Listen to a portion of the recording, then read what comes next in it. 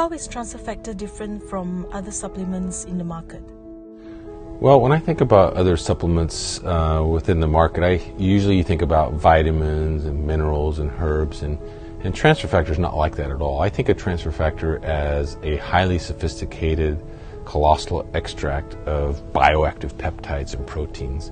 And you don't see that in most dietary supplements. And the unique aspect of transfer factor is, unlike herbs or minerals or vitamins, transfer factor actually educates our bodies, it educates our immune cells to know when to go out and find a target that's going to have some sort of negative health consequence. And that's unlike any other ingredient that's out there on the market. How safe is transfer factor as a supplement for kids and elderly people?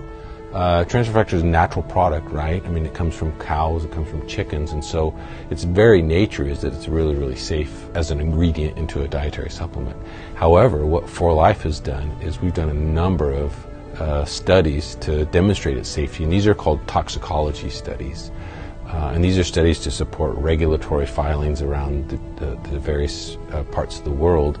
And in one of the last studies that we did, a tox study, what we actually couldn't find a level of transfer factor. So we were giving higher and higher levels of transfer factor.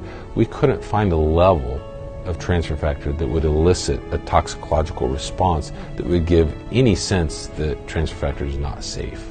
And so I think from those studies, from the fact that we've been selling transfer factor for 20 years now, we've had people taking over millions and millions of capsules of products of transfer factor, and we've never really had any serious adverse types of events. And so I think all through the history of consumption and all the tox studies we can say with a high degree of certainty that transfer factor is very safe, whether it's for a child, for an adult, or even for an elderly person. So now that we know that transfer factor is really safe for people to consume, how can transfer factor help us overcome the many health challenges we have today? Well, I think transfer factor really is an immune health ingredient, right? And so we know that the immune system touches so many areas of health in our bodies. And so if we have an optimal immune system, an immune system that's in balance, we know that generally we're going to be pretty healthy. And so I think as we start to take transfer factor more and more, and we see the benefits of an optimal immune system, that our overall health will be much better. Transfer factor is so good, but why have we heard so little about it compared to, say, vitamins, minerals, and herbs? Well, that's an interesting question, because I think people don't think of transfer factor when they think of colostrum or think of eggs. But we know that colostrum and eggs have wonderful benefits, right? I mean, when you think about colostrum, colostrum is given to calves to help support their immune system. It's also given to babies, to newborns, to help support their immune system. And for the longest time, people really didn't know what it was in colostrum or eggs that yielded that benefit. And it's only been in the last, let's say, 30 years that we've started to realize that these transfer factors that have been discovered a long time ago, almost 70 years ago, were actually contained in colostrum. And so a lot of the research that's been done in the last 3 years have identified these transfer factors as these small bioactive peptides that confer these immune benefits. And so in some ways, we knew that there was benefits in the sources of transfer factor. We just didn't know that they were transfer factors. And so the knowledge of transfer factors has only been in the last few decades, compared to things like vitamins, which were, their discovery goes back into the early 1900s. And then of course botanicals, they've been around for centuries, right? And if you think about traditional Chinese medicine or Ayurvedic ingredients, those things have been around for centuries, right? And so people recognize those very readily. But transfer factor, as it pertains to colostrum or eggs, has only been in the last few decades based on some of the research that's been going on. There are lots of studies about transfer factor extracted from blood, but there are also transfer factors extracted from the cow colostrum, which is what we have in the supplement. Are these two transfer factors the same? That's a great question, and it's one, as we've started to learn more and more about transfer factor and study the mechanism of action, we've actually looked at transfer factor that has been pulled out of blood or pulled out of dialyzed leukocyte extracts, these are the same transfer factors that Sherwood-Lawrence looked at. And we ran these in the same assays that we were running our transfer factor that's derived out of colostrum. And it turns out that we get the same sort of response in all of our assays. So we have a natural killer cell assay that we measure an immune response. And when we look at Sherwood-Lawrence's transfer factor, which are derived out of dialyzed leukocytes, and we look at transfer factor that's derived out of cow colostrum, we see the same response. And so that really tells us that the immune response, whether it's coming from transfer factors out of blood or the immune response coming out of transfer factors out of colostrum or even egg, is the same. And so that gives us confidence, this gives us a surety that the same benefits that Sherwood-Lawrence saw in terms of transferring immunity from one person to another is the same benefits that we get when we take transfer factor from colostrum or from egg.